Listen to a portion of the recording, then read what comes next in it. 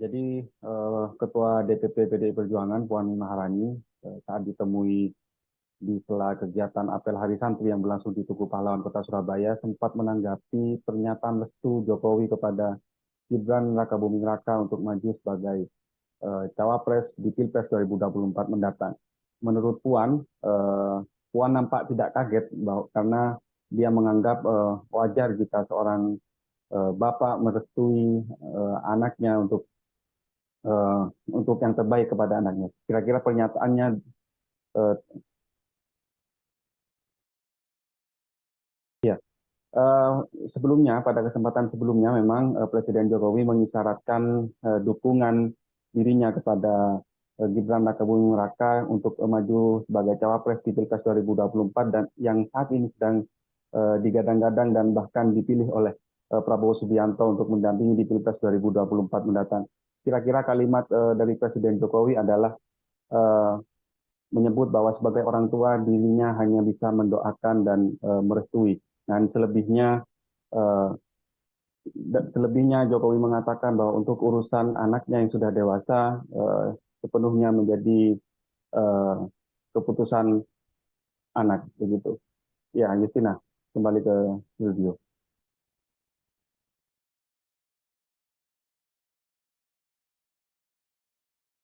Rekan Yusron Noval Putra Wartawan Tribun Jatim, terima kasih atas laporan Anda. Selamat bertugas kembali.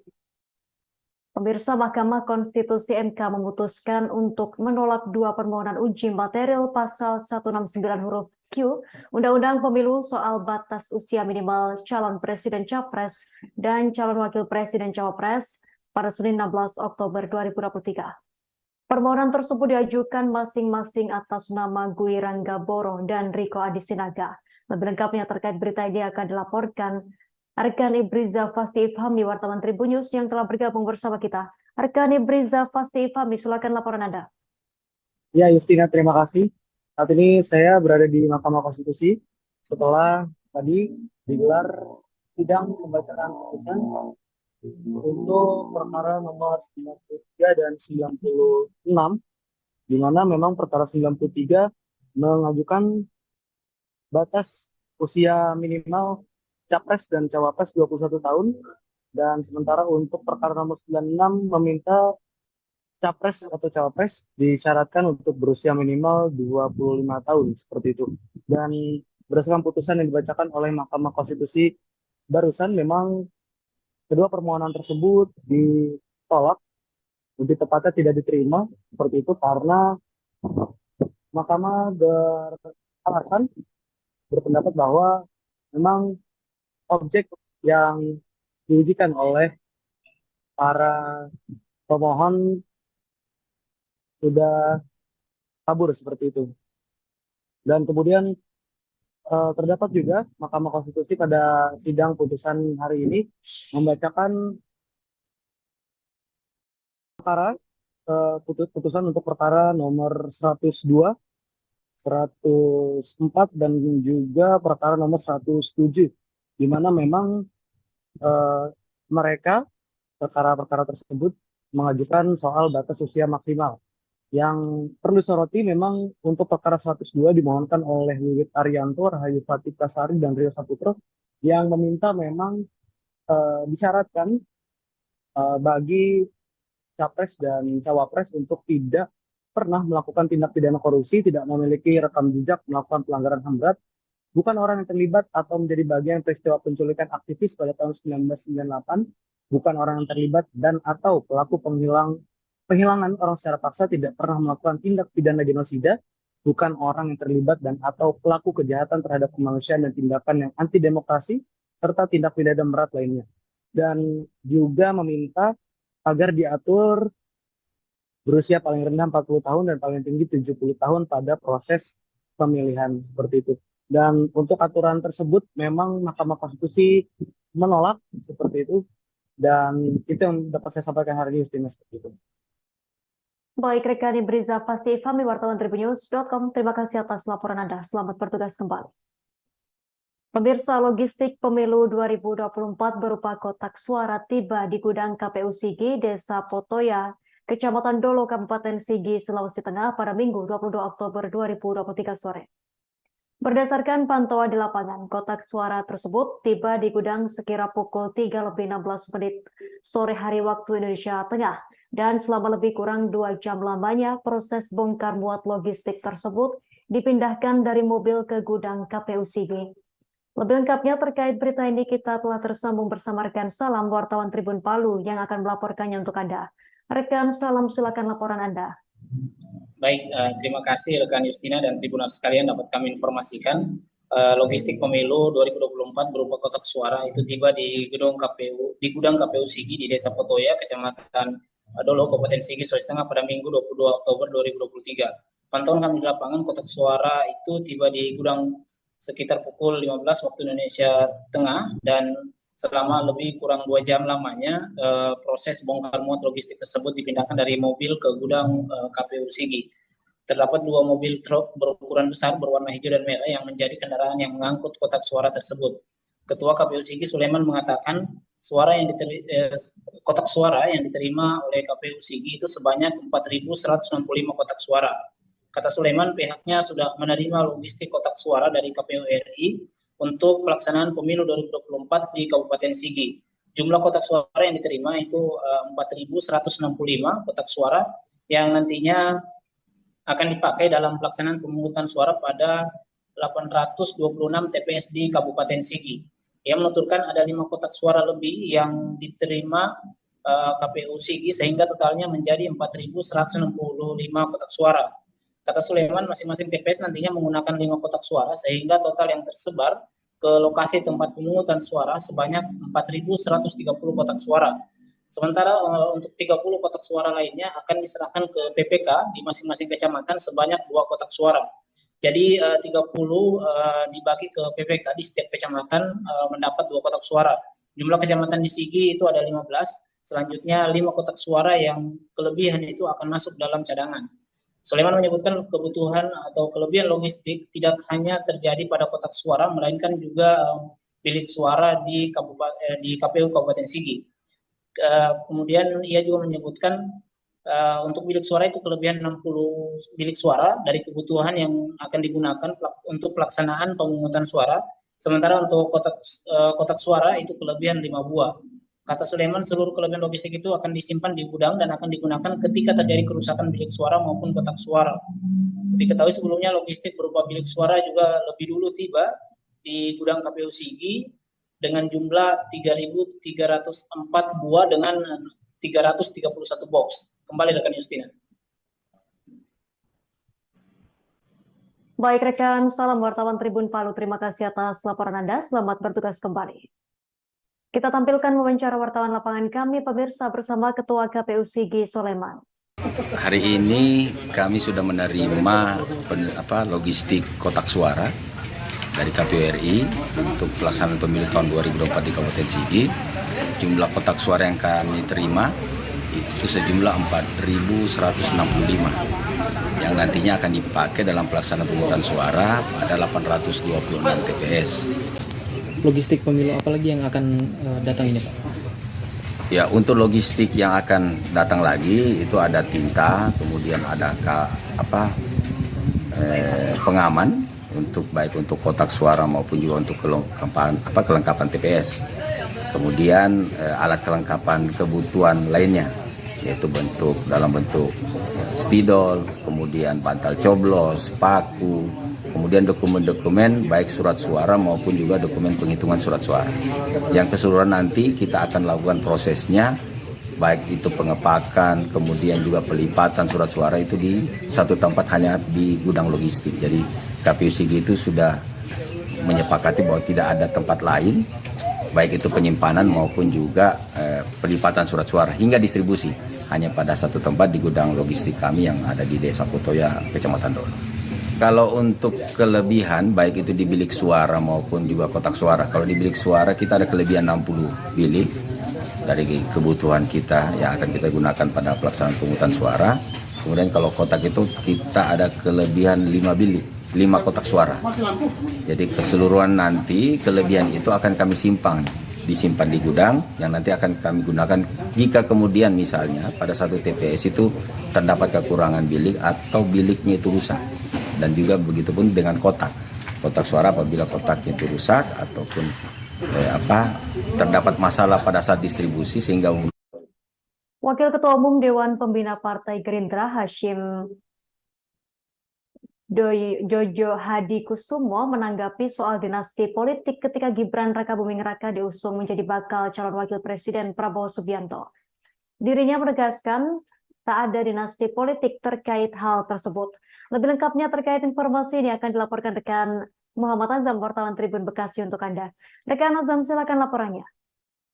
Ya baik Justina dan juga Tribuners, bahwa adik Prabowo Hashim menghadiri pelantikan Prabowo Mania 08 Kabupaten Bekasi pada hari Minggu kemarin. Dalam pelantikan tersebut, Prabowo Mania 08 bersama Hashim atau adik Prabowo tersebut juga mendeklarasikan bakal calon presiden Prabowo Subianto dan bakal calon wakil presiden Gibran. Dalam kesempatan itu juga Hashim menegaskan Gibran merupakan sosok yang ideal mendampingi Prabowo Subianto, terlihat dapat menyeimbangi Prabowo Subianto yang memang secara usia sudah matang, kemudian secara pengalaman juga sudah banyak, termasuk juga terakhir sebagai Menteri Pertahanan. Dan sosok Gibran merupakan sosok pemimpin muda dari kalangan anak muda yang tentunya sangat dibutuhkan pemikiran-pemikiran dan gagasan-gagasan dari anak muda, terlebih pada pemilu 2024 mendatang. Secara persentase jumlah pemilih pemula atau bahkan pemilih muda ini sangat banyak. Kemudian pada kesempatan tersebut Hashim mengungkapkan bahwa dipastikan Prabowo berpasangan dengan Gibran, dan akhirnya pada malam harinya atau pasca sore dari kegiatan tersebut benar saja Prabowo Subianto mendeklarasikan bahwa pasangannya merupakan wali kota Solo tersebut, yakni Gibran. Dalam kesempatan itu juga awak media menanyakan terkait jika Prabowo berpasangan dengan Gibran itu akan berpengaruh pada suara Prabowo, karena santer sekali terkait dinasti politik atau politik keluarga yang ada di kalangan masyarakat. Menjawab pertanyaan dari awak media tersebut, Hashim menegaskan tidak ada yang namanya dinasti politik, bahkan ia menunjukkan siapa yang memulai atau menggulirkan terkait pernyataan-pernyataan dinasti politik tersebut. Ditegaskan Hashim juga bahwa Gibran sebagai wali kota Solo itu juga merupakan hasil dari demokrasi atau hasil dari pemilihan yang dilakukan dan dipilih oleh masyarakat. Termasuk juga nantinya ketika Gibran menjadi wakil presiden dari Prabowo Subianto dan pada pemilihan umum 2024 itu juga tentunya hasil dari pemilihan masyarakat Indonesia untuk nantinya apakah menjadi menang bersama Prabowo ataupun dengan Gibran sebagai wakilnya. Kemudian juga dalam kesempatan tersebut Hashim juga menegaskan bahwa sosok Gibran ini dan terkait dinasti politik ini termasuk juga Gibran juga telah berkomunikasi dan telah bertemu dengan sejumlah ketua partai, yang akhirnya keputusan semalam yang kita ketahui bahwa Prabowo mendeklarasikan Gibran sebagai wakil presiden mendampinginya. Demikian Justina laporannya. Baik rekan Muhammad Azam, wartawan Tribun Bekasi, terima kasih atas laporan Anda. Selamat bertugas kembali. Pemirsa, kami tampilkan wawancara wartawan lapangan kami bersama Wakil Ketua Umum Dewan Pembina Partai Gerindra, Hashim Dojo Hadi Kusumo. Ya, saya nggak usah sebut nama-nama, tapi saya kira saudara-saudara tahu lah. Saya kira dulu mereka nggak ada. Waktu Mas Gibran maju sebagai calon wali kota dulu, ya tidak ada yang disebut dinasti politik. Pasti dinasti nggak ada kan waktu itu. Ya. Saya kira Pak, ini dari Pak Prabowo kan sudah pengalaman lama dan sudah tentara dan menteri dan cukup berumur. Dari Mas Gibran generasi muda umur 36 tahun. Tapi kita harus ingat, Presiden Prancis Emmanuel Macron, dia waktu dilantik dia umur 39 tahun. Yang minggu lalu Presiden terpilih Ekuador Noboa 35 tahun.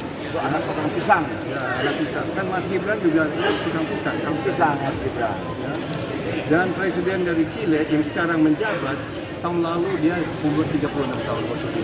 Terus saya kira masa umur yang masalah. Pak, ini berarti kan merangkul Gibran ini untuk meraih suara anak muda atau memang karena ada pertimbangan? Dirinya menganggap Prabowo Subianto lebih baik didampingi calon perempuan agar bisa menarik hati pemilih wanita. Abdul Aziz Batubara menganggap Kiki Saputri sangat kompeten dan kredibel untuk mendampingi Prabowo Subianto maju menjadi calon presiden dalam pemilu 2024-2029. Meski memberikan usulan, Aziz menegaskan dirinya tak secara terang-terangan memilih dan mendukung Prabowo Subianto menjadi presiden dalam pemilu 2024. Terlebih belakangan beredar foto jika Prabowo Subianto sempat bertemu anak-anak stand-up komedi Indonesia, sebuah komunitas di mana Aziz menjadi presidennya. Aziz doa ibu belum memiliki pilihan pasangan capres dan cawapres mana yang akan dia pilih dalam pemilu 2024 hingga 2029 mendatang.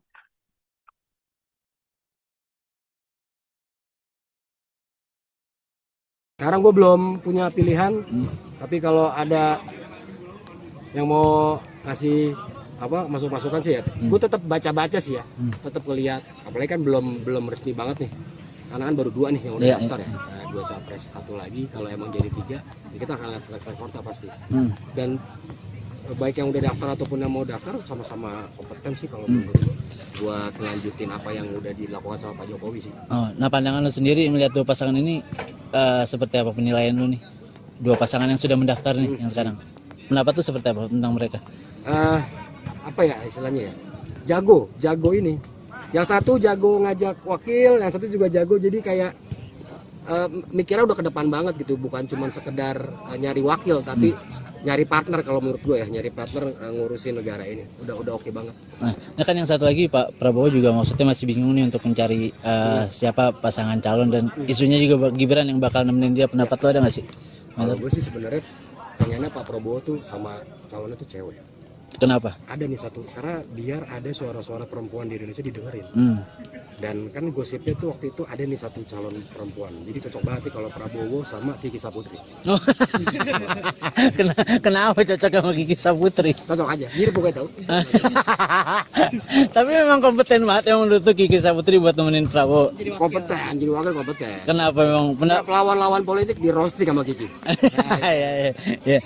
Just, tapi maksudnya harapan lu buat Pilpres tahun 2024 seperti apa sih? Kan mungkin banyak banget nih kasus-kasus yang beda pilihan malah justru mereka berseteru atau mungkin berantem lah. Itu pendapat tuh sebenarnya. Harapannya sih justru dari setiap capres dan cawapresnya yang bisa turun dan ngomong ke.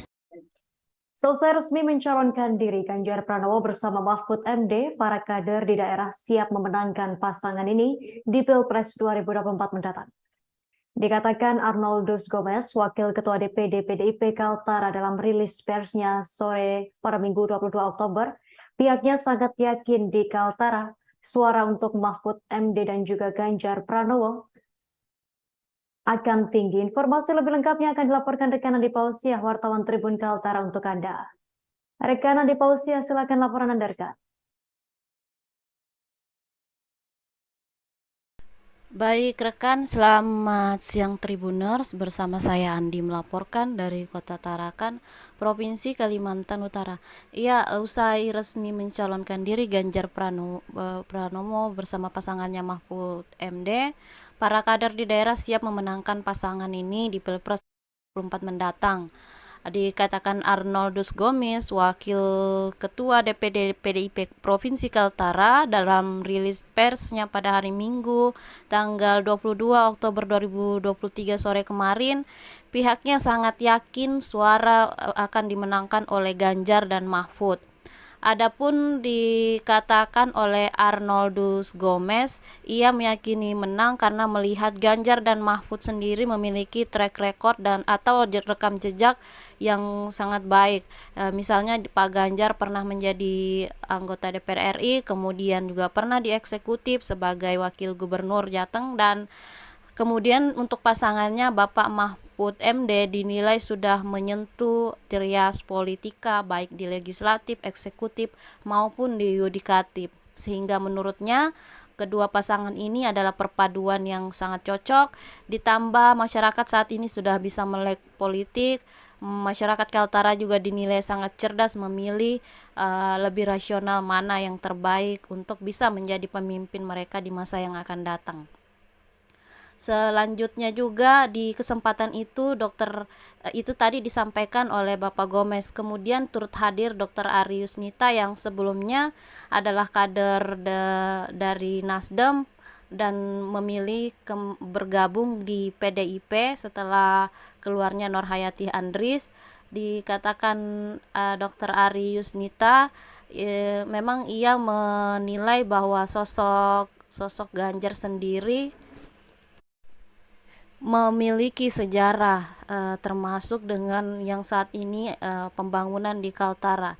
Ia masih ingat cerita dari Dr. Haji Yusuf SK almarhum yang merupakan almarhum ayahnya, di mana 3 tahun perjuangan kemarin Pak Ganjar menjabat sebagai Wakil Ketua Komisi 2 DPR RI dan pernah berkomunikasi dengan almarhum ayahnya, dan dinilai memang Kaltara bisa terbentuk salah satunya karena ada turut serta dari Bapak Ganjar yang ikut bertanda tangan. Akhirnya perjuangan panjang yang dilaksanakan para pejuang Kaltara dulunya bisa terbentuk ikut diketok melalui juga oleh Bapak Ganjar Pranowo, sehingga ia meminta masyarakat Kaltara harus tahu dan berterima kasih kepada Bapak Ganjar yang ikut andil dalam pembentukan Kaltara yang saat ini sudah berjalan beberapa tahun lamanya.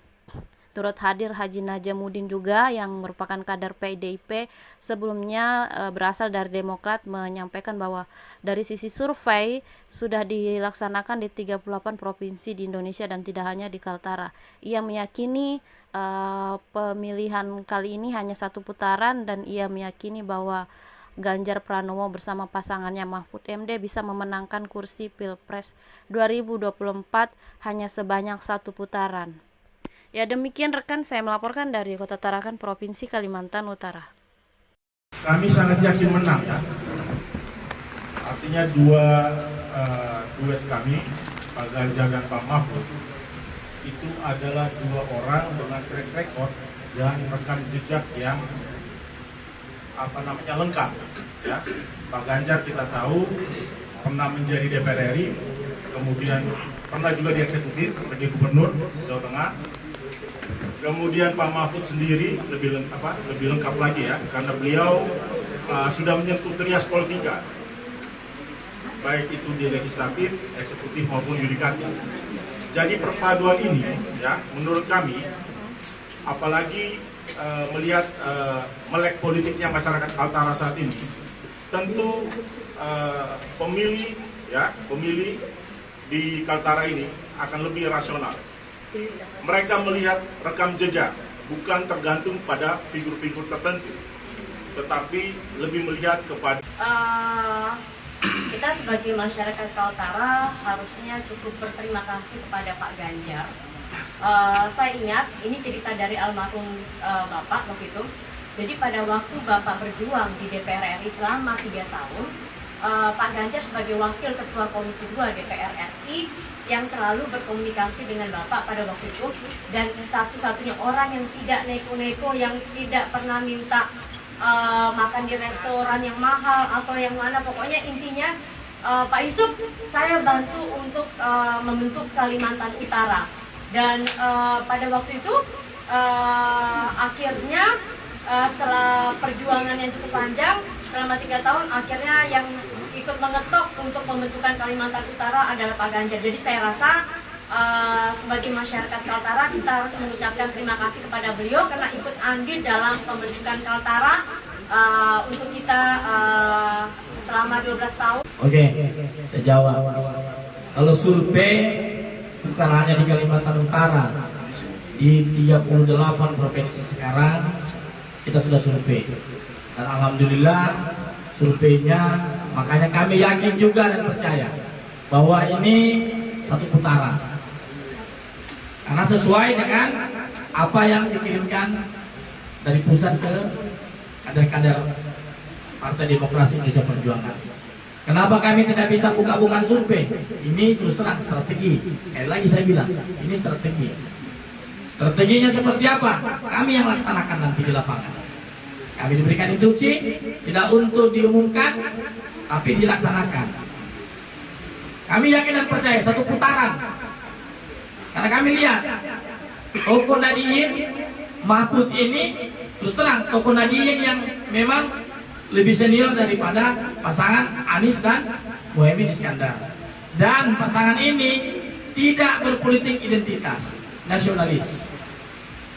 Jadi jelas kita tidak ada berpolitik identitas. Kami juga ini bernegarakan warna di sini. Mulai dari Jawa, Bugis, campuran, Portugal, Bugis. Jadi kita memang di sini. Makanya kita lihat. Jadi janganlah ada kata-kata PDI itu identik dengan agama, tidak ada. Makanya saya juga dalamin kemarin sebelum saya memutuskan untuk bergabung di Partai Demokrasi Indonesia Perjuangan, bahwa partai ini adalah nasionalis.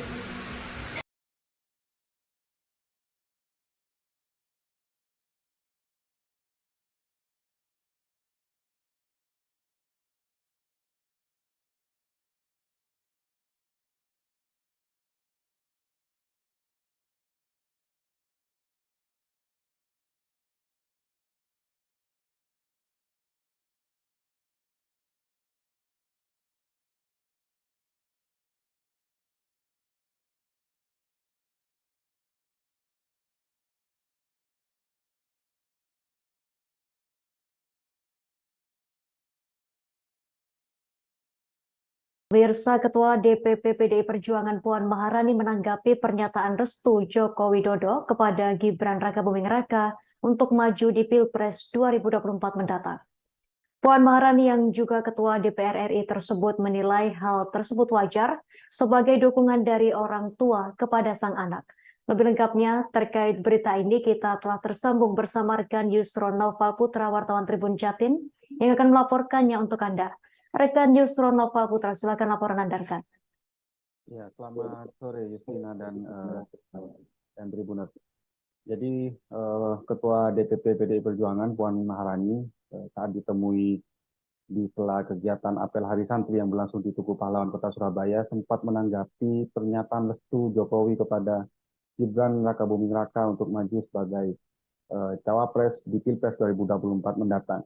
Menurut Puan, Puan nampak tidak kaget karena dia menganggap wajar jika seorang bapak merestui anaknya untuk yang terbaik kepada anaknya. Kira-kira pernyataannya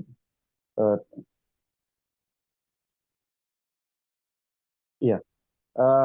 Sebelumnya, pada kesempatan sebelumnya memang Presiden Jokowi mengisyaratkan dukungan dirinya kepada Gibran Rakabuming Raka untuk maju sebagai cawapres di Pilpres 2024 dan yang saat ini sedang digadang-gadang dan bahkan dipilih oleh Prabowo Subianto untuk mendampingi di Pilpres 2024 mendatang. Kira-kira kalimat dari Presiden Jokowi adalah menyebut bahwa sebagai orang tua dirinya hanya bisa mendoakan dan merestui. Dan selebihnya selebihnya Jokowi mengatakan bahwa untuk urusan anaknya yang sudah dewasa sepenuhnya menjadi keputusan anak begitu. Ya, Justina, kembali ke studio.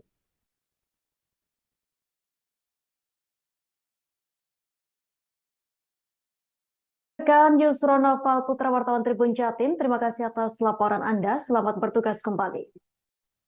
Pemirsa, Mahkamah Konstitusi MK memutuskan untuk menolak dua permohonan uji material pasal 169 huruf Q Undang-Undang Pemilu soal batas usia minimal calon presiden capres dan calon wakil presiden cawapres pada Senin 16 Oktober 2023. Permohonan tersebut diajukan masing-masing atas nama Gui Rangga Boro dan Riko Adisinaga. Lebih lengkapnya terkait berita ini akan dilaporkan rekan Ibriza Fasti Ifhami, wartawan Tribun News yang telah bergabung bersama kita. Rekan Ibriza Fasti Ifhami, silakan laporan Anda. Ya, Justina, terima kasih. Saat ini saya berada di Mahkamah Konstitusi setelah tadi digelar sidang pembacaan putusan untuk perkara nomor 93 dan 96, di mana memang perkara 93 mengajukan batas usia minimal capres dan cawapres 21 tahun, dan sementara untuk perkara nomor 96 meminta capres atau cawapres disyaratkan untuk berusia minimal 25 tahun, seperti itu. Dan berdasarkan putusan yang dibacakan oleh Mahkamah Konstitusi barusan, memang kedua permohonan tersebut ditolak, lebih tepatnya tidak diterima, seperti itu, karena Mahkamah beralasan berpendapat bahwa memang objek yang diujikan oleh para pemohon sudah kabur, seperti itu. Dan kemudian terdapat juga Mahkamah Konstitusi pada sidang putusan hari ini membacakan perkara putusan untuk perkara nomor 102, 104, dan juga perkara nomor 107, di mana memang mereka perkara-perkara tersebut mengajukan soal batas usia maksimal. Yang perlu soroti memang untuk perkara 102 dimohonkan oleh Wiwit Arianto, Rahayu Fatika Sari, dan Rio Saputro yang meminta memang disyaratkan bagi capres dan cawapres untuk tidak pernah melakukan tindak pidana korupsi, tidak memiliki rekam jejak melakukan pelanggaran HAM berat, bukan orang yang terlibat atau menjadi bagian peristiwa penculikan aktivis pada tahun 1998, bukan orang yang terlibat dan atau pelaku penghilangan orang secara paksa, tidak pernah melakukan tindak pidana genosida, bukan orang yang terlibat dan atau pelaku kejahatan terhadap kemanusiaan dan tindakan yang anti demokrasi, serta tindak pidana berat lainnya. Dan juga meminta agar diatur berusia paling rendah 40 tahun dan paling tinggi 70 tahun pada proses pemilihan, seperti itu. Dan untuk aturan tersebut memang Mahkamah Konstitusi menolak, seperti itu. Dan itu yang dapat saya sampaikan hari ini, Justina, seperti itu. Baik, rekan Ibriza Fasti Ifhami, wartawan tribunnews.com, terima kasih atas laporan Anda. Selamat bertugas kembali. Pemirsa, logistik pemilu 2024 berupa kotak suara tiba di gudang KPU Sigi, Desa Potoya, Kecamatan Dolo, Kabupaten Sigi, Sulawesi Tengah pada Minggu 22 Oktober 2023 sore. Berdasarkan pantauan di lapangan, kotak suara tersebut tiba di gudang sekira pukul 3:16 sore hari waktu Indonesia Tengah, dan selama lebih kurang 2 jam lamanya proses bongkar muat logistik tersebut dipindahkan dari mobil ke gudang KPU Sigi. Lebih lengkapnya terkait berita ini kita telah tersambung bersama rekan Salam, wartawan Tribun Palu yang akan melaporkannya untuk Anda. Rekan Salam, silakan laporan Anda. Baik, terima kasih rekan Justina dan Tribuners sekalian, dapat kami informasikan logistik pemilu 2024 berupa kotak suara itu tiba di gudang KPU Sigi di Desa Potoya, Kecamatan Dolo, Kabupaten Sigi, Sulawesi Tengah pada Minggu 22 Oktober 2023. Pantauan kami di lapangan, kotak suara itu tiba di gudang sekitar pukul 15 waktu Indonesia Tengah, dan selama lebih kurang 2 jam lamanya proses bongkar muat logistik tersebut dipindahkan dari mobil ke gudang KPU Sigi. Terdapat 2 mobil truk berukuran besar berwarna hijau dan merah yang menjadi kendaraan yang mengangkut kotak suara tersebut. Ketua KPU Sigi Sulaiman mengatakan kotak suara yang diterima oleh KPU Sigi itu sebanyak 4.165 kotak suara. Kata Sulaiman, pihaknya sudah menerima logistik kotak suara dari KPU RI untuk pelaksanaan pemilu 2024 di Kabupaten Sigi. Jumlah kotak suara yang diterima itu 4.165 kotak suara yang nantinya akan dipakai dalam pelaksanaan pemungutan suara pada 826 TPS di Kabupaten Sigi. Ia menuturkan ada 5 kotak suara lebih yang diterima KPU Sigi sehingga totalnya menjadi 4.165 kotak suara.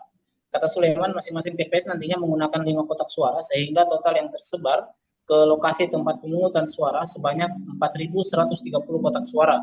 Sementara untuk 30 kotak suara lainnya akan diserahkan ke PPK di masing-masing kecamatan sebanyak 2 kotak suara. Jadi 30 dibagi ke PPK di setiap kecamatan mendapat 2 kotak suara. Jumlah kecamatan di Sigi itu ada 15, selanjutnya 5 kotak suara yang kelebihan itu akan masuk dalam cadangan. Sulaiman menyebutkan kebutuhan atau kelebihan logistik tidak hanya terjadi pada kotak suara, melainkan juga bilik suara di KPU Kabupaten Sigi. Kemudian ia juga menyebutkan untuk bilik suara itu kelebihan 60 bilik suara dari kebutuhan yang akan digunakan untuk pelaksanaan pemungutan suara. Sementara untuk kotak suara itu kelebihan 5 buah. Kata Sulaiman, seluruh kelebihan logistik itu akan disimpan di gudang dan akan digunakan ketika terjadi kerusakan bilik suara maupun kotak suara. Diketahui sebelumnya logistik berupa bilik suara juga lebih dulu tiba di gudang KPU Sigi dengan jumlah 3.304 buah dengan 331 box. Kembali rekan Justina. Baik rekan, salam wartawan Tribun Palu. Terima kasih atas laporan Anda. Selamat bertugas kembali. Kita tampilkan wawancara wartawan lapangan kami, pemirsa, bersama Ketua KPU Sigi Sulaiman. Hari ini kami sudah menerima logistik kotak suara dari KPU RI untuk pelaksanaan pemilu tahun 2024 di Kabupaten Sigi.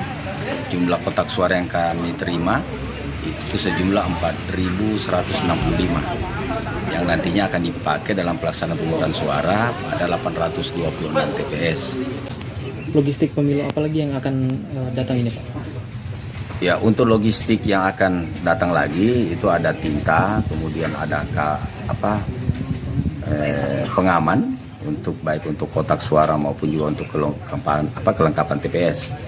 Kemudian alat kelengkapan kebutuhan lainnya, yaitu dalam bentuk spidol, kemudian bantal coblos, paku, kemudian dokumen-dokumen baik surat suara maupun juga dokumen penghitungan surat suara.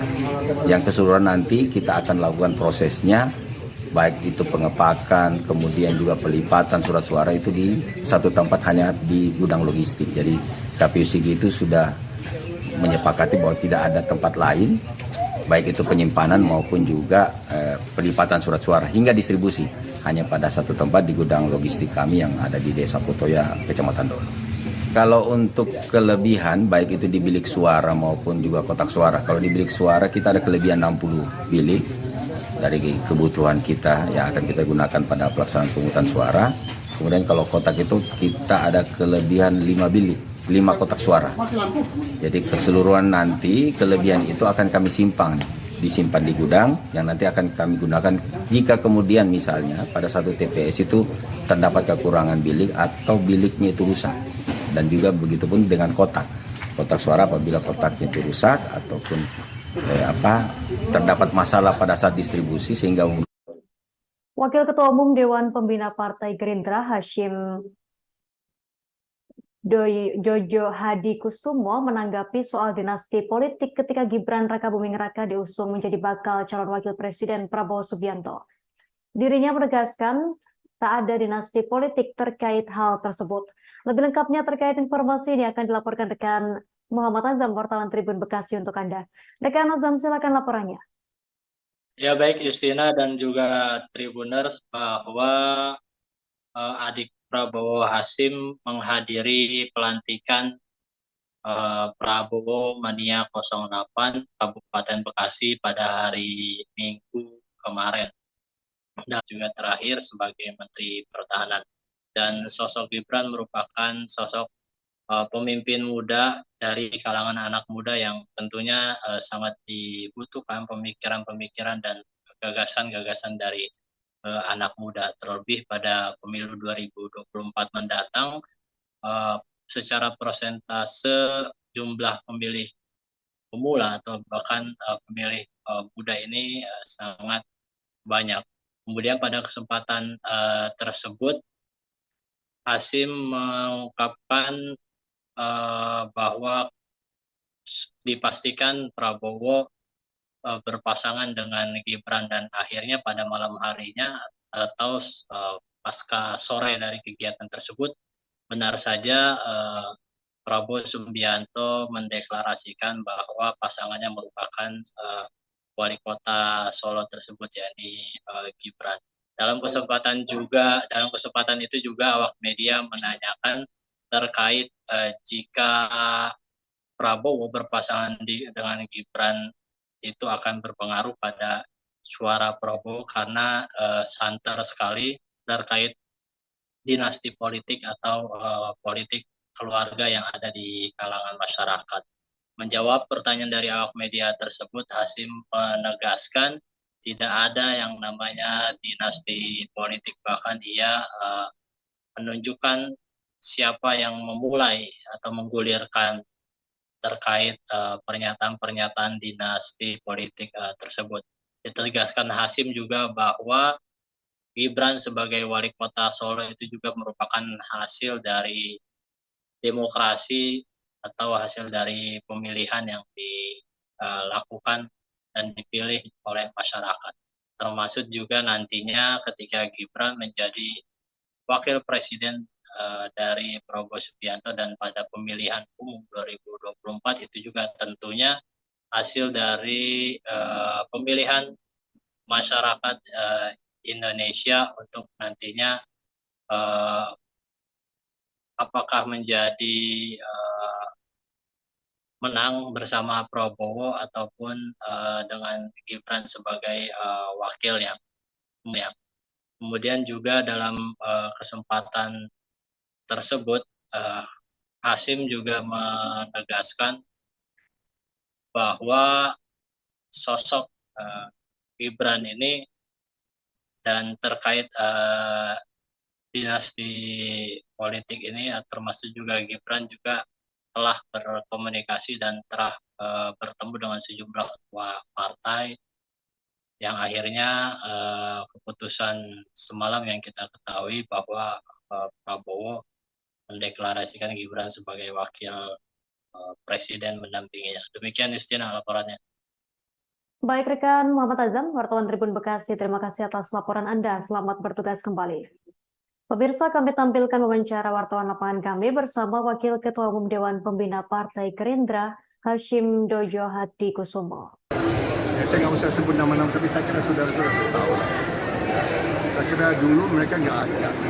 Waktu Mas Gibran maju sebagai calon wali kota dulu, ya tidak ada yang disebut dinasti politik. Pasti dinasti nggak ada kan waktu itu. Saya kira Pak, ini dari Pak Prabowo kan sudah pengalaman lama dan sudah tentara dan menteri dan cukup berumur. Dari Mas Gibran generasi muda umur 36 tahun. Tapi kita harus ingat, Presiden Prancis Emmanuel Macron, dia waktu dilantik dia umur 39 tahun. Yang minggu lalu Presiden terpilih Ekuador Noboa 35 tahun. Anak tukang pisang. Ya, anak pisang. Kan Mas Gibran juga tukang pisang. Tukang pisang Mas Gibran. Ya. Dan Presiden dari Chile yang sekarang menjabat, tahun lalu dia umur 36 tahun waktu itu. Terus saya kira masa umur bukan masalah. Pak, ini berarti kan merangkul Gibran ini untuk meraih suara anak muda atau memang karena ada pertimbangan Jokowi efek nih Pak? Anak muda ya, banyak anak muda yang rindu ya dengan pemimpin muda. Pemimpin muda yang jujur. Calon Presiden Capres Prabowo Subianto telah menunjuk Gibran Rakabuming Raka sebagai calon wakil presiden cawapresnya dalam pemilu 2024 hingga 2029 mendatang. Keputusan Prabowo Subianto menunjuk Gibran Rakabuming Raka disampaikan olehnya setelah rapat pimpinan koalisi bersama partai politik pendukung. Komika Ajis Doa Ibu tak mau menanggapi keputusan Gibran Rakabuming Raka yang berani mencalonkan diri menjadi calon wakil presiden Prabowo Subianto. Ajis tak mau mengomentari Gibran, alasan dirinya menganggap Prabowo Subianto lebih baik didampingi calon perempuan agar bisa menarik hati pemilih wanita. Abdul Aziz Batubara menganggap Kiki Saputri sangat kompeten dan kredibel untuk mendampingi Prabowo Subianto maju menjadi calon presiden dalam pemilu 2024-2029. Meski memberikan usulan, Aziz menegaskan dirinya tak secara terang-terangan memilih dan mendukung Prabowo Subianto menjadi presiden dalam pemilu 2024. Terlebih belakangan beredar foto jika Prabowo Subianto sempat bertemu anak-anak stand-up komedi Indonesia, sebuah komunitas di mana Aziz menjadi presidennya. Aziz Doa Ibu belum memiliki pilihan pasangan capres dan cawapres mana yang akan dia pilih dalam pemilu 2024 hingga 2029 mendatang.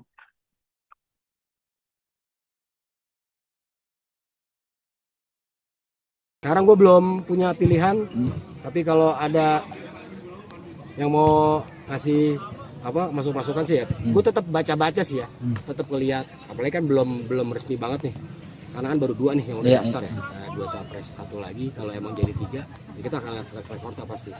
Dan baik yang udah daftar ataupun yang mau daftar sama-sama kompeten sih kalau menurut gue, buat ngelanjutin apa yang udah dilakukan sama Pak Jokowi sih. Nah pandangan lu sendiri melihat 2 pasangan ini seperti apa penilaian lu nih? 2 pasangan yang sudah mendaftar nih yang sekarang, pendapat tuh seperti apa tentang mereka? Apa ya istilahnya ya, jago ini, yang satu jago ngajak wakil, yang satu juga jago, jadi kayak mikirnya udah ke depan banget gitu, bukan cuma sekedar nyari wakil, tapi nyari partner. Kalau menurut gue ya, nyari partner ngurusin negara ini udah oke banget. Nah ya kan yang satu lagi Pak Prabowo juga maksudnya masih bingung nih untuk mencari siapa pasangan calon, dan isunya juga Gibran yang bakal nemenin dia, pendapat lo ada nggak sih? Kalau gue sih sebenarnya pengennya Pak Prabowo tuh sama calonnya tuh cewek. Kenapa? Ada nih satu, karena biar ada suara-suara perempuan di Indonesia didengerin. Dan kan gosipnya tuh waktu itu ada nih satu calon perempuan, jadi cocok banget nih kalau Prabowo sama Kiki Saputri. Kenapa cocok sama Kiki Saputri? Cocok aja, mirip pokoknya tau. Tapi memang kompeten banget yang menurut Kiki Saputri buat nemenin Prabowo. Kompeten, jadi wakil kompeten. Kenapa memang? Setiap lawan-lawan politik di roasting sama Kiki. Ya. Just, tapi maksudnya harapan lu buat Pilpres tahun 2024 seperti apa sih? Kan mungkin banyak banget nih kasus-kasus yang beda pilihan malah justru mereka berseteru atau mungkin berantem lah, itu pendapat tuh sebenarnya. Harapannya sih justru dari setiap capres dan cawapresnya yang bisa turun dan ngomong ke. Selesai resmi mencalonkan diri, Ganjar Pranowo bersama Mahfud MD, para kader di daerah siap memenangkan pasangan ini di Pilpres 2024 mendatang. Dikatakan Arnoldus Gomez, Wakil Ketua DPD PDIP Kaltara dalam rilis persnya sore pada Minggu 22 Oktober, pihaknya sangat yakin di Kaltara suara untuk Mahfud MD dan juga Ganjar Pranowo akan tinggi. Informasi lebih lengkapnya akan dilaporkan rekan Andi Pausiah, wartawan Tribun Kaltara untuk Anda. Rekan Andi Pausiah, silakan laporan Anda, rekan. Baik rekan, selamat siang Tribuners, bersama saya Andi melaporkan dari Kota Tarakan, Provinsi Kalimantan Utara. Usai resmi mencalonkan diri Ganjar Pranowo bersama pasangannya Mahfud MD, para kader di daerah siap memenangkan pasangan ini di Pilpres 2024 mendatang. Dikatakan Arnoldus Gomez, Wakil Ketua DPD PDIP Provinsi Kaltara dalam rilis persnya pada hari Minggu tanggal 22 Oktober 2023 sore kemarin, pihaknya sangat yakin suara akan dimenangkan oleh Ganjar dan Mahfud. Adapun dikatakan oleh Arnoldus Gomez, ia meyakini menang karena melihat Ganjar dan Mahfud sendiri memiliki track record atau rekam jejak yang sangat baik. Misalnya Pak Ganjar pernah menjadi anggota DPR RI, kemudian juga pernah di eksekutif sebagai wakil gubernur Jateng, dan kemudian untuk pasangannya Bapak Mahfud MD dinilai sudah menyentuh trias politika baik di legislatif, eksekutif maupun di yudikatif. Sehingga menurutnya kedua pasangan ini adalah perpaduan yang sangat cocok, ditambah masyarakat saat ini sudah bisa melek politik. Masyarakat Kaltara juga dinilai sangat cerdas memilih lebih rasional mana yang terbaik untuk bisa menjadi pemimpin mereka di masa yang akan datang.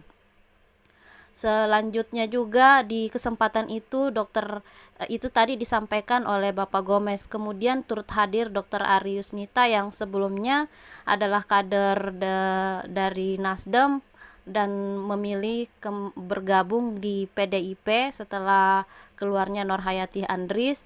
Dikatakan Dr. Ari Yusnita memang ia menilai bahwa sosok Ganjar sendiri memiliki sejarah termasuk dengan yang saat ini pembangunan di Kaltara. Ia masih ingat cerita dari Dr. Haji Yusuf SK almarhum yang merupakan almarhum ayahnya, di mana 3 tahun perjuangan kemarin Pak Ganjar menjabat sebagai Wakil Ketua Komisi 2 DPR RI dan pernah berkomunikasi dengan almarhum ayahnya, dan dinilai memang Kaltara bisa terbentuk salah satunya karena ada turut serta dari Bapak Ganjar yang ikut bertanda tangan. Akhirnya perjuangan panjang yang dilaksanakan para pejuang Kaltara dulunya bisa terbentuk ikut diketok melalui juga oleh Bapak Ganjar Pranowo, sehingga ia meminta masyarakat Kaltara harus tahu dan berterima kasih kepada Bapak Ganjar yang ikut andil dalam pembentukan Kaltara yang saat ini sudah berjalan beberapa tahun lamanya. Turut hadir Haji Najamuddin juga yang merupakan kader PDIP, sebelumnya berasal dari Demokrat, menyampaikan bahwa dari sisi survei sudah dilaksanakan di 38 provinsi di Indonesia dan tidak hanya di Kaltara. Ia meyakini pemilihan kali ini hanya 1 putaran dan ia meyakini bahwa Ganjar Pranowo bersama pasangannya Mahfud MD bisa memenangkan kursi Pilpres 2024 hanya sebanyak 1 putaran. Ya, demikian rekan, saya melaporkan dari Kota Tarakan, Provinsi Kalimantan Utara. Kami sangat yakin menang ya. Artinya duet kami, Pak Ganjar dan Pak Mahfud, itu adalah 2 orang dengan track record dan rekam jejak yang lengkap ya. Pak Ganjar kita tahu pernah menjadi DPR RI, kemudian pernah juga di eksekutif sebagai gubernur Jawa Tengah. Kemudian Pak Mahfud sendiri lebih lengkap lagi ya, karena beliau sudah menyentuh trias politika, baik itu di legislatif, eksekutif maupun yudikatif. Jadi perpaduan ini ya, menurut kami, apalagi melihat melek politiknya masyarakat Kaltara saat ini, tentu pemilih di Kaltara ini akan lebih rasional. Mereka melihat rekam jejak, bukan tergantung pada figur-figur tertentu, tetapi lebih melihat kepada kita sebagai masyarakat Kaltara harusnya cukup berterima kasih kepada Pak Ganjar. Saya ingat ini cerita dari almarhum Bapak waktu itu.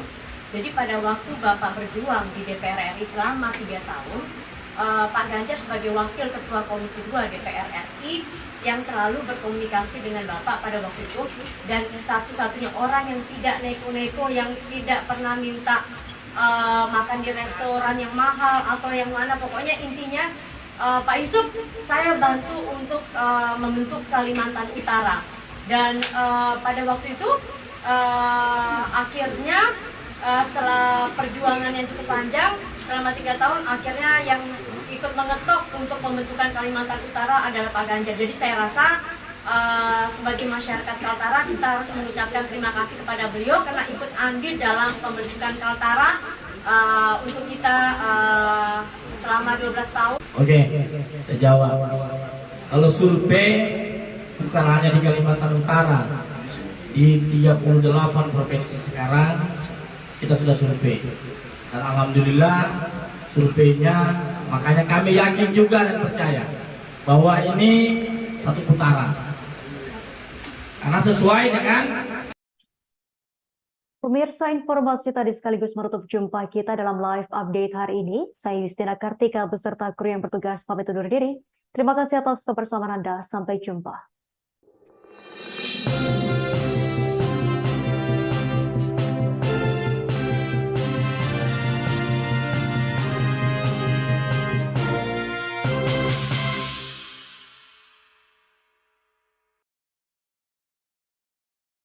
Download Tribun X sekarang, menghadirkan lokal menjadi Indonesia.